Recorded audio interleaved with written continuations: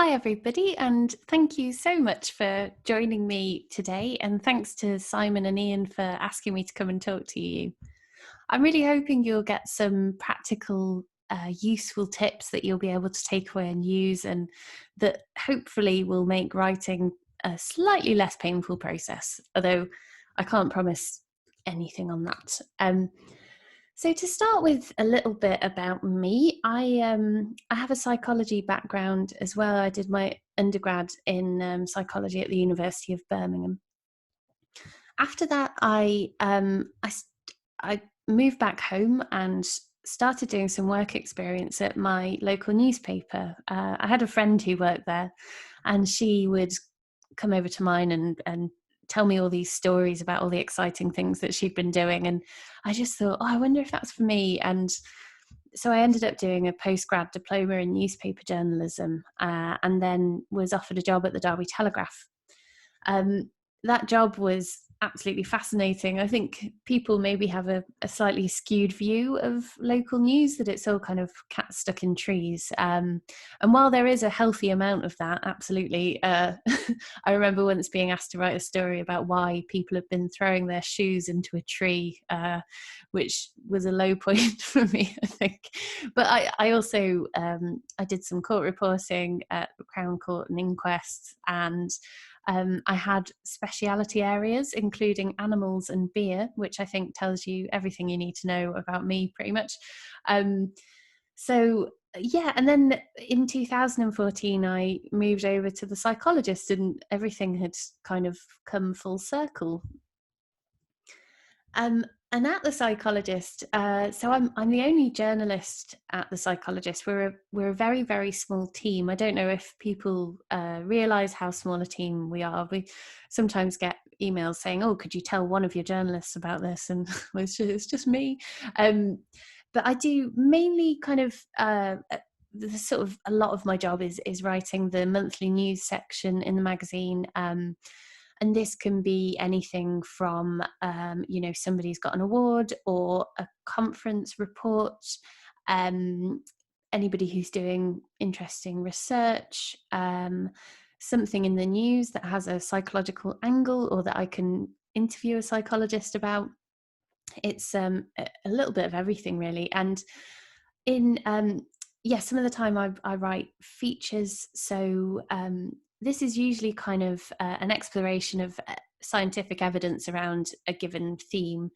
So the first ever one I wrote was on boredom. I've done features on, as you can see here, the new hidden persuaders, superstition, and I've also written one about the zombie apocalypse, which was actually inspired by an occupational psychologist called Andrew Clements.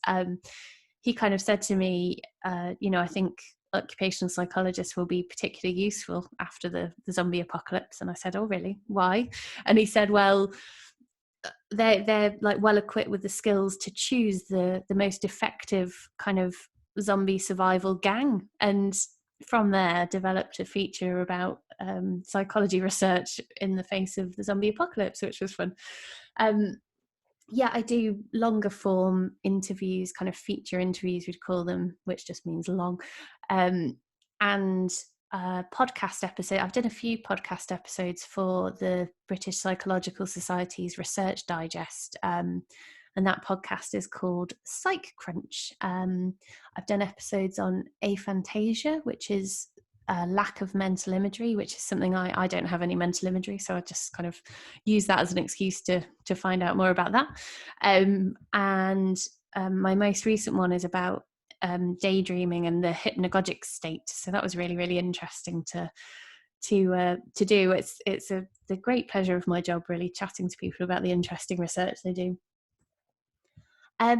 Now, before I get into the main body of the talk, all the tips, I just wanted to bust a few writing myths, because I feel like writing is surrounded by this mystique that I don't think it deserves at all. Now, I'm sure there's some of you sitting there thinking, I'm just bad at writing. And possibly you are now.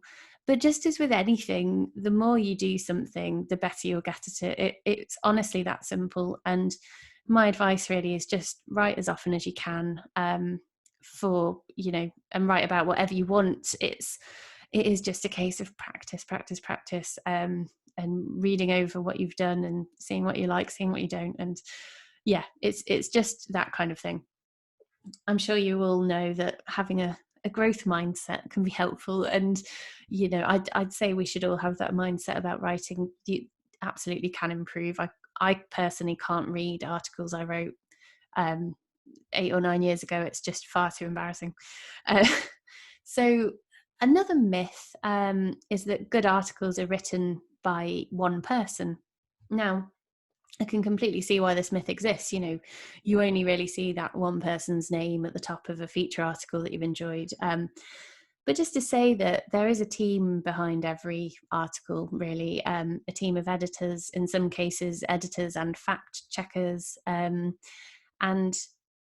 just to say, really, if you're interested in writing for a publication, just remember you really wouldn't be going it alone. It doesn't need to be absolutely perfect when you submit something. Editing is going to happen wherever you write for, and there's absolutely no harm in giving it a try and experiencing that process, because it's really, really interesting to work with a good editor and pass ideas back and forth. It's a really nice experience, even if you don't do it all that often. Now, yeah, writing is simple when you know how. It isn't. Just take it from me. It's not. Every time you write something, it needs to be approached slightly differently, written slightly differently, researched slightly differently. So this is just to point out that if you kind of have this feeling of, this feels really hard and I hate it and I must be bad at it, most writers who write for a job will tell you it's rarely simple. It's rarely simple. So I just thought a nice way to share some of these tips with you would be kind of to take you from the beginning to the end of writing an article. And I absolutely use, most of these things on a pretty much daily basis. And they have, for me, sort of helped to overcome some of the very natural anxiety associated with writing. I think you'll hear a lot of writers talk about this. Even those who do it every single day can still find it a little bit daunting. I know I do. And one of the most daunting aspects, of course, is that blank page that you start with and it stares you in the face and it's Arctic white. I just wanted to say that blank pages are frightening, but that is completely normal. Of course it is, it's just kind of a reminder of all the things you're yet to do. But one way I've found that really helps me to overcome that feeling is just to spend 10 minutes just writing utter nonsense. And I mean utter nonsense. It's sometimes kind of my stream of consciousness or just whatever pops into my head. I guess they're the same thing. But yeah, just write anything and write for a good 5 or 10 minutes, and it's just a kind of useful warm-up exercise to get you in that frame of mind. And along similar lines, if you just spend 5 minutes, if you just tell yourself, I'm going to spend 5 minutes on this next piece of writing, you will inevitably end up writing for much longer, because you're just kind of in the flow then, and as you're writing, you're getting more ideas for what else you want to say and so on. So yeah, that's something I do often. I just say, right, I'm just going to do it for 5 minutes and then end up finishing the thing. That's great. So plan and structure. Now I'm sorry, this is very obvious, but I am just aware that not everybody likes to plan. I am one of those people. I tend to be more of a mind of just get on with it and just do it.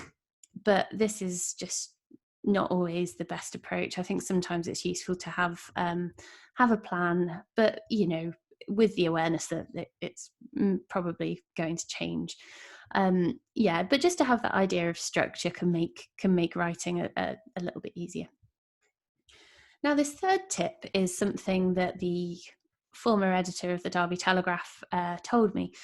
So you'll have noticed when you read a news report, the first paragraph of a report will tell you pretty much all you need to know, or at least all the key details.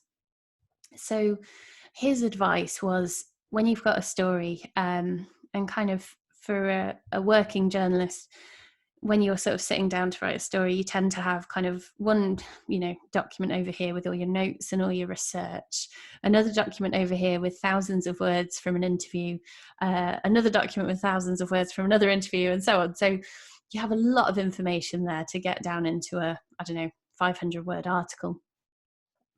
So a really good thing is just to write down the 5 really key things, the 5 key absolute must-haves in any article, and to work from there. It can be words, it can be phrases, whatever you like, but it just really helps to, to uncover what you really want to say, for one. And also to figure out what order to present things in. Usually journalistic writing anyway, you'll have the most important stuff first, followed by the slightly less important stuff. So it's just a really good way to kind of, get your thoughts in order, I guess. You may have heard this, that you don't necessarily need to begin at the beginning when you're writing something, and I certainly tend not to do this. It's quite a nice idea to write your introduction once you have everything else there, and then you can use this 5 keywords technique and include that in the start. And it's just another way to help you to kind of get to what's most important and what needs to be at the beginning there.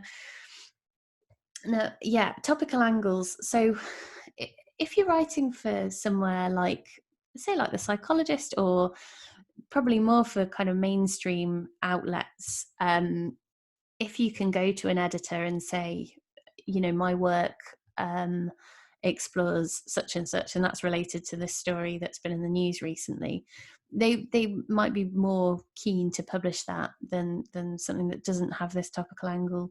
People are just more drawn to what's kind of happening now, and do remember that this topical kind of link, or a hook as we'd call it, it doesn't necessarily need to be that closely related. It can be quite tangential. I don't think that matters. I think it's just an easy way to engage people from the off. And another good way to engage people from the off, this last tip here, which I've shamelessly stolen from Will Storr's really excellent book, The Science of Storytelling, is just that people are really drawn to moments of change and gaps in information. We are all naturally quite nosy. And I think when we see a gap in information, we just want to know what's going on. And when we hear about a moment of change, we might just think, oh, what happened there? What happened afterwards? You need to know. A good example that Will Storr gave about this gap in information side of things was a feature article written by someone whose name completely escapes me right now, but he kind of starts this article by asking the question, why is it that no other company aside from Heinz has created a tomato ketchup that tastes any good? And all of a sudden you start to think, oh yeah, why is that? Why is that wherever I go, it's always Heinz ketchup? And, from something that could be very dry, it becomes suddenly something like, yeah, no, I need to know that now. I need to know. I'm not going to give away the answer. And just to illustrate one of these, a moment of change that we featured in The Psychologist here. Now, this is from an article by Dr. Annie Hickox, who is a clinical psychologist, and she wrote this very moving article about her daughter's struggle with depression, and this is how she started it. So, I was cooking dinner one balmy, sweet-scented summer evening when our daughter Jane called me. Phone calls, particularly on the house phone, were not our 2 daughters' preferred form of communication. I was accustomed to long strings of WhatsApp messages, or even days of silence when Jane and her older sister Alice were busy with studies, work, or friends in London. I figured Jane was calling to discuss the plans they'd made for their upcoming trip to work in the States over the summer. Sometimes a real discussion is best for fine-tuning and planning. After her initial hello, I couldn't hear her voice. Are you okay? I asked. There was a broken pause, and then, Mum, I can't do anything. I gently asked her what she meant, but my heart already ached with knowing. So you can see that's just a really effective way to draw readers in and to engage them. And I think that's just a really beautiful example of a moment of change. If you're interested in this kind of thing, the sorts of things I'm talking about today, our editor John Sutton was going to give a talk at the University of Westminster on this idea, but lockdown kind of stopped him. So he put together this Google document which includes some of his ideas on this, but it's a collaborative thing, so other people have shared some of their ideas too, and it's a really interesting read actually. Has some really good tips and ideas, but also some recommendations for further reading. So yeah, if you're interested in this, have a look, because yeah, there's some great resources on there. So now you're in the middle of writing something, and yeah, so one of the things I think is very important when you're writing for a slightly broader audience is just be very, very aware of what you know, but what other people might absolutely not know. This is the curse of knowledge, it's called. I think there's an awful lot of jargon and acronyms and such in psychology. I personally think they're best avoided wherever possible, especially if you're not writing for other people in your field. It's just good to know your audience. I'm sure you all know this, but just try to be really mindful, and don't be afraid of using plain English. I mean, there is this idea, John actually wrote a feature article about it, this idea of the guru effect. I don't know if you've heard about this, but when people read really complex, wordy things, they tend to think the author is cleverer. Now, I think that's completely the opposite. And when I read something like that, I think, do you even know what you're talking about? I don't know. So yeah, just bear in mind who you're talking to, and I don't think there's any harm in using plain English or simplifying what you're saying ever, because then everyone can understand it. And where's the harm in that? And now themes. So this is kind of to do with structure, but I've snuck it in here because themes to me tend to reveal themselves when I've finished all my research and all my interviews and whatever. And one example of this is I've just recently finished an article about cycles and the various cycles of life. And I didn't have any idea really how I was going to present all this information. But once I'd finished all of my research and interviews, it became obvious there were some kind of stark themes, which, examples of where cycles can become problematic.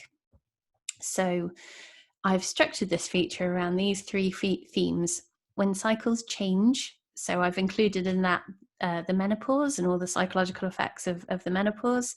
When cycles end too soon, so kind of missing people and the impact that has when somebody you love hasn't kind of completed their cycle in life, I guess. And the final theme is when people become trapped in a cycle. So in that I've interviewed somebody about chronic homelessness, which tends to be quite cyclical in nature, not always of course, but sometimes.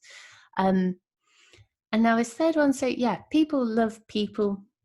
You all know this, you're psychologists, people do love people. We love reading about other people, and I think so often the personal is removed from science writing, and I don't think it needs to be. I think it makes writing so much more interesting and engaging when you have, a fellow human story. You can be the person if you want, if you want to talk about your own journey through research or whatever it is. Don't be afraid to be quite personal. It will make what you're writing just that much more engaging and interesting. So telling a story. Now, I was unsure whether to include this because it's slightly controversial. And it's slightly controversial because some people would say that to tell a story about science or about research would involve some kind of fiddling with data. Now, I'm obviously not advocating that, but I think you can weave a lovely narrative through what you're writing, even if your results are messy, even if your data isn't what you expected. In fact, that makes for quite an interesting story, in my opinion.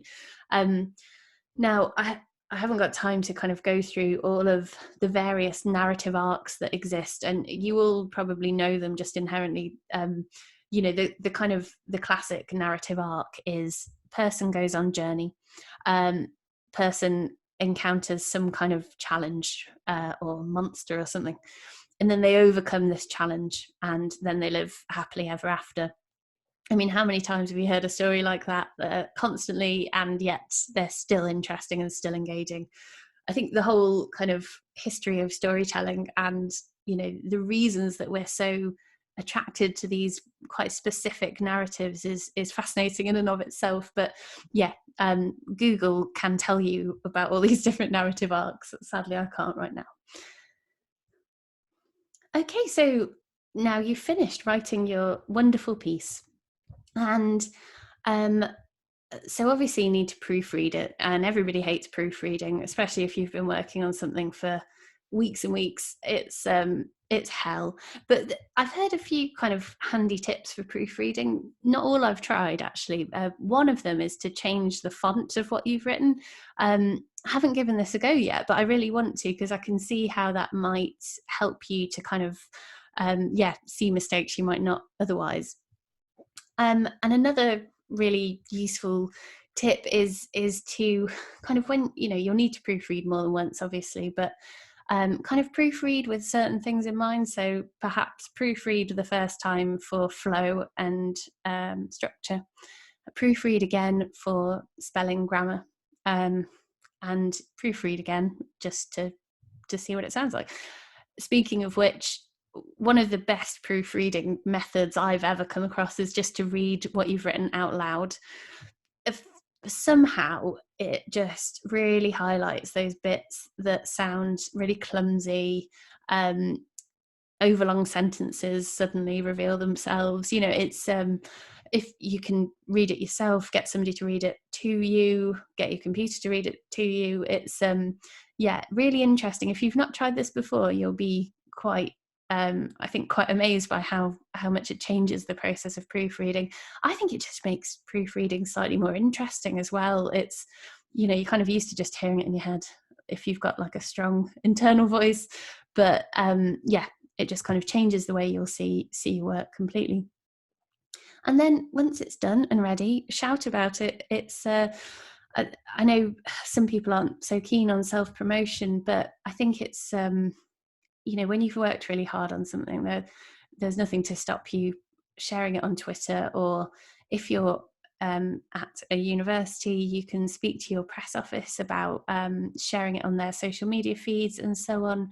You've put all that work in, so why not brag a little bit? That's what I think.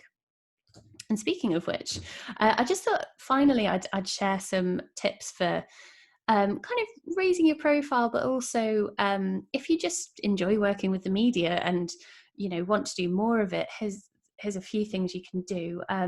One of them, the British Psychological Society has a database of psychologists who are happy to talk with the media, and you can join that by talking to our press office. Now, it's really cool because you can specify your key areas of expertise. So every member of this database has certain keywords by their names. But you can also specify what kinds of media you're happy to talk to. So if you don't fancy being on TV, you can say, I'll talk to the newspapers and to radio, but no one else. That's a really handy resource. And just to say, journalists are your friends. Don't be shy of journalists. I do know the terrible reputation. I don't believe that reputation is always warranted, and journalists need to be able to, speak truth to power. However, there are many journalists out there who just would really appreciate having a contact who's got expertise in an area, And so, yeah, if you want to be more involved with the media, you can just contact people and say, oh, hi, if you need anybody to talk about, I don't know, terrible bosses, call me, and they will. And especially like local media, sadly, is it's been decimated in recent years, and there isn't that much about anymore. But if you want to be in the media, contact your local newspaper and say, I'm an expert in such and such. Same goes for radio stations. And if you're interested in raising your profile, it's certainly still a way to do it, even if there aren't so many local journalists around anymore, sadly. Starting a blog. Again, I know there's tons of blogs around, but is not only a good way of raising your profile, but also a really good place to just kind of find your writing voice, just to practice writing in a slightly more casual way. You can start off by just sharing it with friends and then kind of broaden it out. I used to have a blog many moons ago, and it was just a really nice way of just having a place to ramble at people, basically, and to share my thoughts on things. So and also similar point to talking to local journalists, but podcasts are so popular these days. There's bazillions of them. But if there's a podcast that you particularly like, why not contact the host and just say, I have expertise in this area. Why don't you do an episode on such and such, and you can interview me as well? I have a feeling many of them would bite your hand off, because you've basically done half of their job for them. A lot of journalism is looking for contacts. So yeah, you're cutting out the middleman and making it much easier.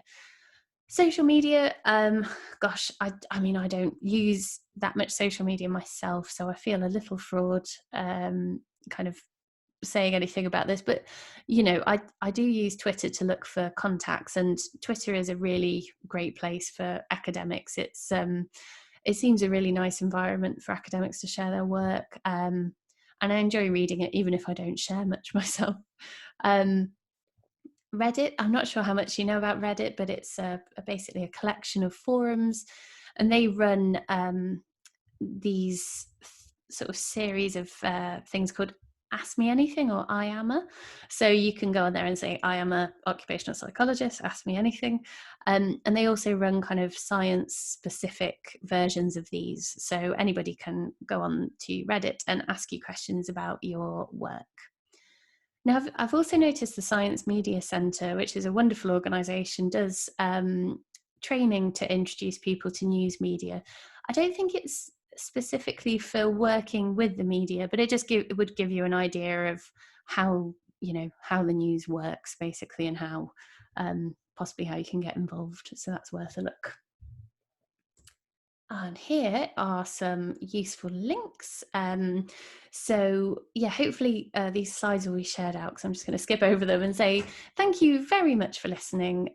It's been a pleasure to talk to you all today. I hope you'll go away with some useful tips, and thanks also to my lovely colleagues at The Psychologist, who are all wonderful people. And please feel free to ask me anything.